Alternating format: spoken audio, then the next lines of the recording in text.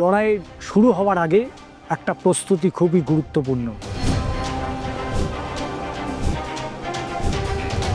যুদ্ধ করার আগে যুদ্ধ প্রস্তুতি একটা অত্যন্ত গুরুত্বপূর্ণ ভূমিকা নেয়। এখন বর্তমান যা সমাজ ব্যবস্থা ম্যাক্সিমামটাই কিন্তু একটা ডিজিটাল প্রক্রিয়ার মধ্যে দিয়েই চলছে, এবং এই ডিজিটাল মিডিয়াকে সামনে রেখেই 2026-এর যে লড়াই, সেই লড়াই ইতিমধ্যেই শুরু করেছে। শুরু করছি দাদা দিদির রাজনীতি। যে কোনো লড়াই, যে কোনো সংগ্রাম করার আগে যে পরিস্থিতি, সেই পরিস্থিতিটা অবশ্যই নজর রাখতে হয়।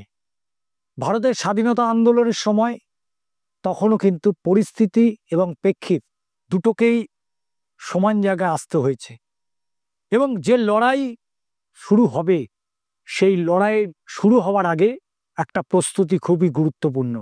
এই মুহূর্তে বাংলার যে রাজনীতি, সেই বাংলার রাজনীতির যেটা পাখির চোখ 26-এর বিধানসভা নির্বাচন, অর্থাৎ টার্গেট হয়ে রয়েছে। কিন্তু সেই টার্গেটকে ফুলফিল করতে গেলে কি ধরনের প্রক্রিয়া অবলম্বন করতে হবে? যুদ্ধ করার আগে যুদ্ধ প্রস্তুতি একটা অত্যন্ত গুরুত্বপূর্ণ ভূমিকা নেয়। এক্ষেত্রে তৃণমূল কংগ্রেসের সাংসদ অভিষেক বন্দ্যোপাধ্যায় তিনি কদিন আগেই একটি ভিডিও বার্তা দিয়েছেন।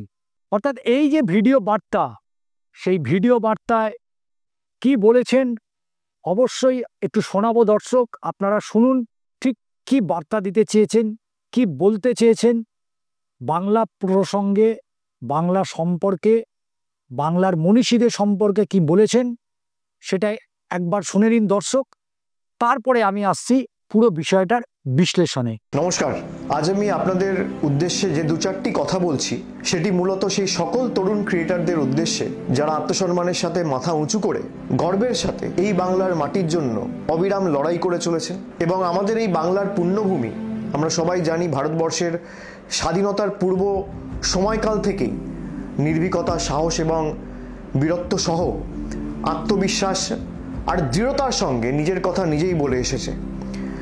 ব্রিটিশ সরকারের শাসন থেকে যখন সারা দেশের মানুষ সবাই মুক্তির পথ অনুসন্ধান করছিলেন, ঠিক তখনই এই বাংলার সংগ্রামী মাটির সন্তান সন্ততিরা ভারতবর্ষের জাগরণের দিশা দেখিয়েছিলেন সমগ্র দেশবাসীকে। বিশ্ববরেণ্য কবিগুরু রবীন্দ্রনাথ ঠাকুর, ভারত পথিক রাজা রামমোহন রায়, বীর সন্ন্যাসী স্বামী বিবেকানন্দ, পণ্ডিত ঈশ্বরচন্দ্র বিদ্যাসাগরের মতো মহামানবদের জন্ম দিয়েছে এই বাংলার মাটি, যারা জাতির আত্মাকে জাগিয়ে তুলেছিলেন, প্রতিবাদের ভাষা শিখিয়েছিলেন, সহমর্মিতা বোধ শিখিয়েছিলেন, এবং তারা বাংলাকে বিশ্ব দরবারে পৌঁছে দিয়েছিলেন নিজেদের কর্মের মধ্যে, নিজেদের আত্মবলিদানের মাধ্যমে। বর্তমান সময় আমাদের লড়াইয়ের ময়দান হয়তো বদলেছে।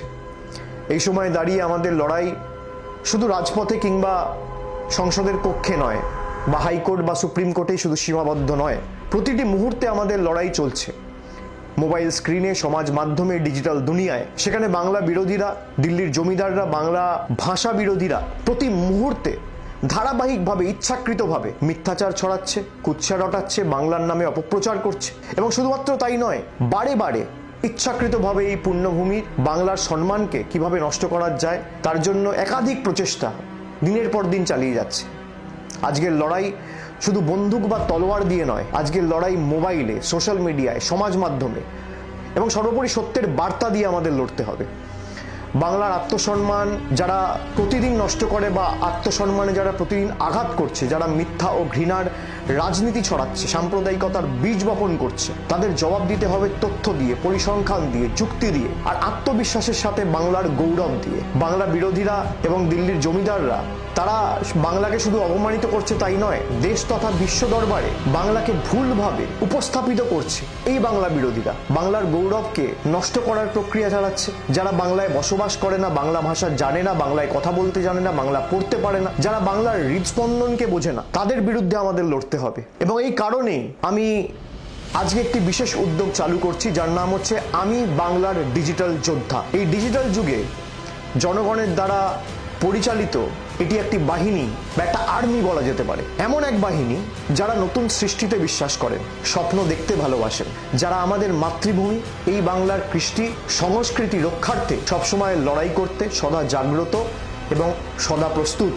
এই যুব সমাজের যারা বাংলার মর্যাদায় বিশ্বাস রাখেন তারা এই বাহিনীতে অবশ্যই যোগ দিন এবং এই বাহিনীকে তিল তিল করে গড়ে তুলুন। বাংলার ভাবনাকে যারা বিশ্ব দরবারে প্রতিটি কোণায় পৌঁছে দিতে চান তাদের জন্য এই বাহিনী আমি বাংলার ডিজিটাল যোদ্ধা। সব তরুণ তরুণীরা যারা এখন আমার এই কথাগুলো শুনছেন বা এই ভিডিও দেখছেন, এই মুহূর্তটা আপনাদের।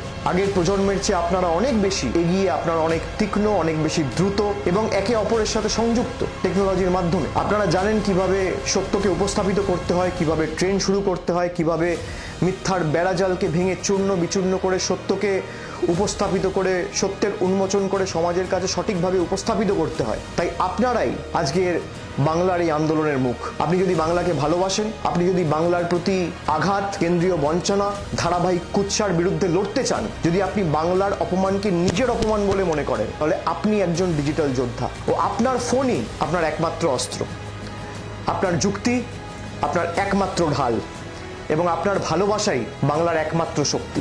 যদি আপনি অন্তর থেকে বিশ্বাস করেন যে বাংলার সত্যিটা নিজের মানুষ থেকেই, নিজের মাটির মানুষদের থেকেই এই দেশ তথা বিশ্ব শুনুক, তাহলে সামিল হন বাংলার একজন যোদ্ধা হিসেবে আজই। যদি আপনি নিজের হাতে বাংলার ভবিষ্যৎ গড়তে চান, তাহলে সামিল হন বাংলার একজন যোদ্ধা হিসেবে আজই। যদি আপনি চান বাংলার নাম উচ্চারিত হোক গর্বের সহিত, সম্মানের সহিত, তাহলে সামিল হন বাংলার একজন যোদ্ধা হিসেবে আজ। বাংলার এই মাটি আমাদের মাটি, বাংলার এই মাটি দুর্জয় ঘাঁটি, এই কণ্ঠস্বর আমাদের, আর এই লড়াই আমাদের লড়াই। আজ থেকে শুরু হলো আমি বাংলার ডিজিটাল যোদ্ধা। চলুন সবাই একসাথে মিলিত হয়ে বিশ্বকে দেখাই জনগর্জন, ঐক্যবদ্ধভাবে বাংলার গর্জন কাকে বলে এবং বাংলার সংগ্রামী মাটি কতটা শক্তিশালী হতে পারে, এবং বাংলার সংগ্রামী মাটি যদি চায় তাহলে বাংলা বিরোধীদের কি হাল আগামী দিন করতে পারে। জয় হিন্দ, জয় বাংলা। সম্পূর্ণ ভিডিওটা দেখলেন যে ডিজিটালের কথা বলা হচ্ছে। এই ডিজিটাল ইন্ডিয়া প্রথম শোনা গিয়েছিল দেশের প্রধানমন্ত্রী নরেন্দ্র মোদীর মুখে, এবং ডিজিটাল ভারত, ডিজিটাল ইন্ডিয়া, এবং সেখান থেকেই এখন বর্তমান যা সমাজ ব্যবস্থা ম্যাক্সিমামটাই কিন্তু একটা ডিজিটাল প্রক্রিয়ার মধ্যে দিয়েই চলছে। অর্থাৎ কোথাও পেপারলেস, কোথাও লেনদেন, বিভিন্ন জায়গায় ডিজিটাল। এবং সেই ডিজিটাল প্ল্যাটফর্মটাই এই মুহূর্তে সর্বভারতীয় স্তরে হোক বা রাজ্য স্তরে ডিজিটাল প্ল্যাটফর্মটাকেই মূলত হাতিয়ার করতে চাইছে রাজ্যের রাজনৈতিক নেতা নেতৃত্বরা। এবং এই ডিজিটাল মিডিয়াকে সামনে রেখেই 2026-এর যে লড়াই, সেই লড়াই ইতিমধ্যেই শুরু করেছে। এ রাজ্যের বিরোধী রাজনৈতিক দলগুলো তারা বহু আগেই একটা ডিজিটাল যুদ্ধ তারা ঘোষণা করেছে। বিভিন্ন সমাজ মাধ্যমে, সোশ্যাল প্ল্যাটফর্মগুলোতে বিরোধীদের বিভিন্ন বক্তব্য হোক, বিশ্লেষণ হোক, ডিজিটাল প্ল্যাটফর্মে স্পষ্ট তারা বার্তা দেয়। এবার শাসক দল তৃণমূল কংগ্রেস তারাও কিন্তু বাংলায় তারা নিজস্ব একটা ডিজিটাল প্ল্যাটফর্ম করছেন, যে প্ল্যাটফর্মের মধ্যে দিয়ে বাংলার মানুষ তো অবশ্যই সেখান থেকেই বার্তা দেবে। এ রাজ্যে শুধু নয়, সারা দেশের মানুষ যেটা বাংলাকে ছোট করার চেষ্টা করছে, বাংলা সম্পর্কে ঘৃণ্য কথাবার্তা বলছে, তাদের মুখ্য জবাব দেওয়ার জন্যই তৃণমূল কংগ্রেসের এই ডিজিটাল প্ল্যাটফর্ম। এবং সেই ডিজিটাল প্ল্যাটফর্মে শুধু এই বিষয়গুলোই নয়, 90,000 বুথ রয়েছে সারা ওয়েস্ট বেঙ্গলে, এবং সেই 90,000 বুথে প্রতিটা বুথে প্রায় 9 থেকে 10 জন এইরকম যারা ডিজিটাল মেধাবী বলা যেতে পারে, যারা ডিজিটাল সম্পর্কে এই ধরনের কন্টেন্ট ভিডিও যারা করেন, তাদেরকে কিন্তু কাজে লাগানো হবে। ইতিমধ্যেই তার প্রক্রিয়া শুরু হয়েছে। কিন্তু এই সমস্তটা কেন, ডিজিটাল প্ল্যাটফর্মটা শাসক দল বেছে নিল কেন?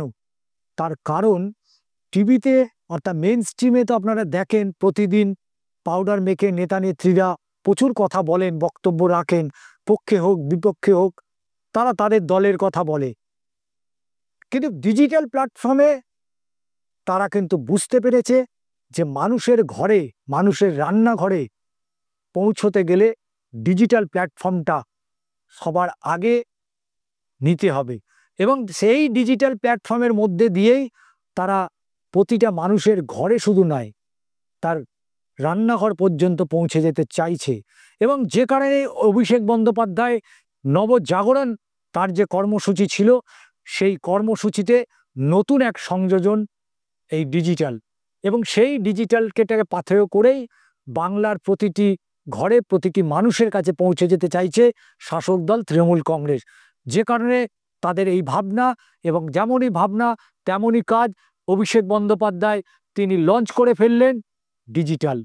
এটাও একটা রাজনৈতিক প্ল্যাটফর্মে বলা যেতে পারে, বাংলার ডিজিটাল যোদ্ধা।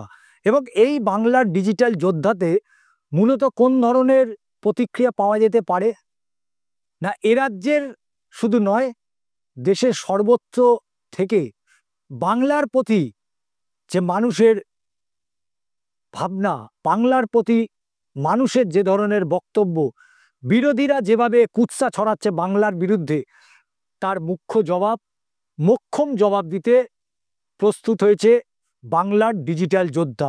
তবে এই বাংলার ডিজিটাল যোদ্ধা কতটা সাফল্যতা পাবে তার উত্তর সময় দেবে। আজ এই পর্যন্ত, আবারও দেখা হচ্ছে পরবর্তী পর্বে।